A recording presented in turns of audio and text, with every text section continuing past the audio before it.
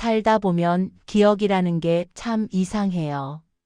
분명 오래됐다고 생각했는데 문득 향기 하나, 빛 한 줄기만 스쳐도 그날의 공기와 마음이 다시 살아나는 순간이 있잖아요. 저는 올해 52. 그런데 제가 평생 가슴속에 묻어둔 20살의 그 계절은 아직도 여전히 제 안에서 숨쉬고 있어요. 그때 저는 너무 어려서 세상이 이렇게까지 힘들 거라는 생각을 못했어요. 아버지의 사업이 갑자기 기울고 넉넉했던 집은 단숨에 무너졌어요. 한순간이었죠. 밥상 위엔 눈물만 남았고 집은 정말로 무너졌습니다. 돈도 희망도 웃음도. 우리는 5남매였습니다. 언니 하나, 남동생 셋, 그리고 저. 집이 망하고 나자 언니와 남동생들은 다들 뿔뿔이 흩어졌어요.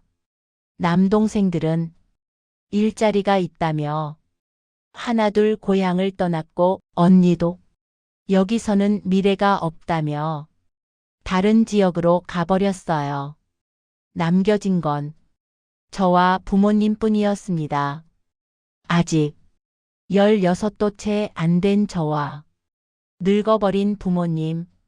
그런데 저는 끝내 부모님을 두고 떠날 수가 없었어요. 아버지는 허탈한 눈빛으로 하루 종일 벽만 바라보셨고 어머니는 깊은 한숨 속에서도 고개 숙이지 않으셨어요. 그때 어머니가 제 손을 잡으며 말씀하셨어요. 효수가 공부는 이제 그만하자. 일단 돈을 벌어야지. 공장이라도 들어가자.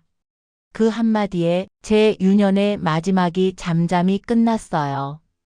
그 말은 부탁이 아니었습니다. 선택지도 아니었죠. 그냥 제 인생의 방향이었습니다. 그날 밤 교복 단추를 떼어내며 혼자 울었어요. 하지만 울 수 있는 날도 길지 않았어요. 그 다음 날 저는 고향을 떠나 처음으로 타지의 공장으로 가는 기차에 몸을 실었습니다.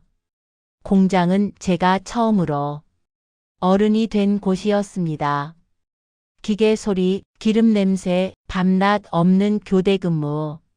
제 인생의 가장 외로운 첫 발자국이었죠. 기계 소리와 먼지 냄새가 뒤섞인 공장 안에서는 하루가 너무 길었어요. 손끝은 늘 갈라지고 몸은 축 처졌지만 퇴근 후 월급 봉투를 쥐면 묘한 뿌듯함이 있었어요. 월급을 받으면 저는 계산부터 했습니다. 부모님께 보내야 할 돈, 버스비, 그리고 기숙사비, 제가 살아야 할 최소한의 돈. 버는 돈의 90%는 고향으로 갔습니다. 저는 제가 번 돈으로 부모님이 밥을 먹고 전기세를 낸다는 사실 하나로 버텼어요. 그래도 괜찮았어요. 부모님이 잘 계시다는 걸 확인하는 전화 한 통이 그 시절 제 유일한 안식이었으니까요. 제 20살은 예쁜 원피스도 여행도 없었습니다. 남은 돈으로 라면을 사고 중고옷을 사고 겨울엔 전기장판 하나에 의지해 살았어요. 아프면 참았고 울고 싶을 땐 기계 소리에 묻혔습니다. 그렇게 7년이 흘렀어요. 공장 일에도 익숙해지고 얼굴에 웃음이 잠깐쯤 피어나던 그 무렵 봄이었어요. 어느 휴일 친구들과 놀러 갔다 한 남자를 만났어요. 눈빛이 참 따뜻한 사람이었죠. 말수가 적었지만 저를 바라보는 눈이 왠지 모르게 안심이 됐어요. 그날 이후 회사 앞에 늘 그 사람이 서 있었어요. 겁 많던 저였지만 그 사람 옆에서는 마음이 편했죠. 그는 제가 공장에서 일한다는 말에도 눈 하나 깜빡이지 않았고 제 손에 굳은 살을 보고도 아무 말 하지 않았습니다. 그 사람 앞에서 저는 처음으로 제 자신이 부끄럽지 않았습니다. 그 사람도 저와 비슷한 형편의 사람이었어요. 어릴 적부터 가족을 위해 일해 온 사람. 우리는 함께 웃었고 미래에 대해 조심스레 이야기했어요. 처음으로 제 인생에도 봄이 올 수 있겠구나 싶었죠. 우리는 사랑했습니다. 정말로. 그래서 용기를 내어 전화로 부모님께 말씀드렸어요.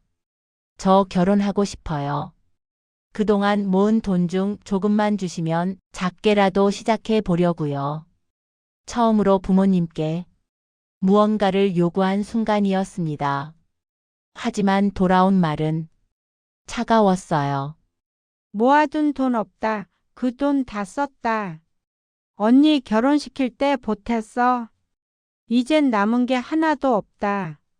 저는 가슴이 철렁 내려앉아 쉬는 날 급히 고향으로 내려갔습니다. 그리고 부모님께 물었습니다. 정말 하나도 없어요? 어머니는 잠시 눈을 피하더니 말했어요. 언니 결혼할 때 다 써버렸다. 그 말 한마디에 제 청춘이 통째로 무너졌습니다. 그 말을 듣는 순간 귀 안이 웅웅 울리고 세상이 멈춘 것 같았어요. 7해 동안의 청춘이 하루아침에 사라지는 기분이었죠. 억장이 무너졌어요. 제가 가족을 위해 쏟은 모든 시간과 젊음이 언니 결혼식 한날에 다 사라져 버렸다니. 어머니를 원망하면서도 울면서도 끝내 아무 말도 할 수 없었어요. 결국 저는 그 집을 뛰쳐나왔습니다. 다시는 돌아가지 않겠다고 스스로에게 수없이 다짐하며 공장으로 돌아왔죠. 돌아가는 기차 안에서 저는 울지 않았습니다. 울기엔 이미 너무 오래 참아왔기 때문입니다. 공장으로 돌아왔지만 제 통장에는 결혼할 돈도 미래도 없었어요. 하지만 사람 마음이란 게 그렇게 단단하지 않더라고요. 그 사람에게는 뭐라고 말할 수가 없었어요. 미안해요. 나 아무것도 가진 게 없어요. 그 말밖에는 할 수 있는 게 없었어요. 그 사람은 기다리겠다고 했지만 저는 더 이상 그 사람을 기다리게 할 수 없었어요. 가난보다 무서운 게 사랑하는 사람을 실망시키는 거였으니까요. 결국 우리는 아무런 약속도 없이 헤어졌어요. 그의 뒷모습을 보며 제 아내 봄도 함께 끝났죠. 사랑은 있었지만 현실은 없었습니다. 저는 사랑을 포기하는 법을 그때 배웠습니다.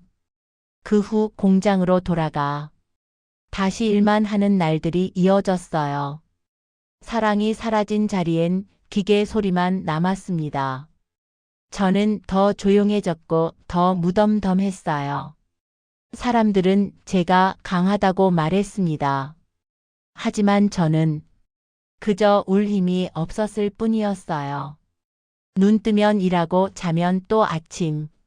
시간이 흐르고 계절이 바뀌어도 제 마음은 계속 겨울이었어요. 그렇게 1년이 흘렀을까. 부모님에게서 전화가 왔습니다. 효수가 이번 주말에 선자리가 있다. 그만 일 생각만 하지 말고 사람 좀 만나봐라. 저는 웃지도 거절하지도 않았습니다. 그럴 자격이 저에게는 없다고 생각했기 때문입니다. 사랑이란 게 제겐 너무 멀다고 생각했거든요. 하지만 어머니의 말은 거절하기 어려웠어요. 그도 지쳐 계셨으니까요. 선 자리에는 조용하고 성실한 남자가 나왔어요. 그 사람의 첫인상은 참 평범했어요. 옷차림도 말투도 다. 하지만 그 평범함이 이제는 나에게 가장 필요한 안정이었어요. 하지만 그 사람은 제가 잃어버린 청춘을 알지 못했고 제가 포기한 사랑을 묻지도 않았습니다. 저는 고개를 끄덕였고 부모님은 안도했어요. 여전히 제 마음 깊은 곳에는 그때 놓친 첫사랑이 자리하고 있었지만 저는 이젠 누군가의 딸로 또 누군가의 아내로 새로운 삶을 살아야 했어요. 그렇게 제 마음속 봄은 지나가고 시간은 저를 자꾸 더 어른으로 만들었죠. 이제 와 돌이켜보면 그때 그 선택들이 저를 여기까지 데려왔어요. 후회도 했고 원망도 많이 했지만 돌아보면 결국 그 모든 게 나였구나 싶어요. 가끔 생각합니다.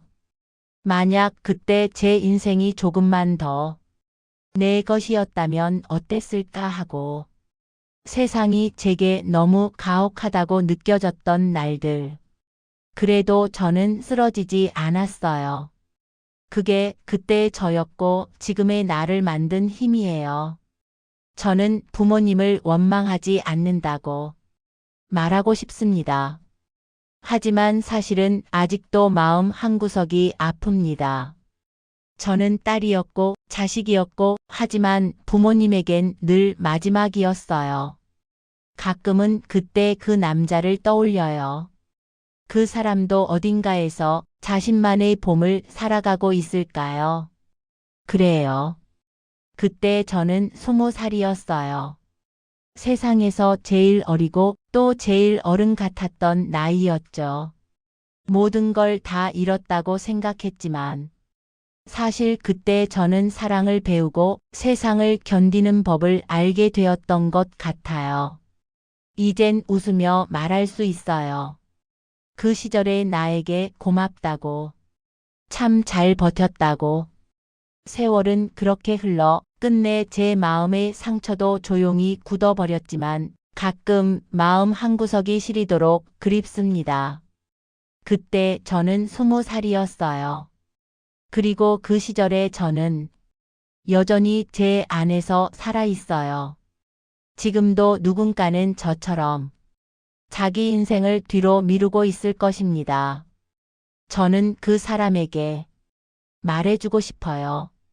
당신의 인생은 당신의 것입니다. 저는 그걸 너무 늦게 알았을 뿐이죠. 더 많은 이야기가 궁금하시다면 좋아요와 구독 부탁드립니다.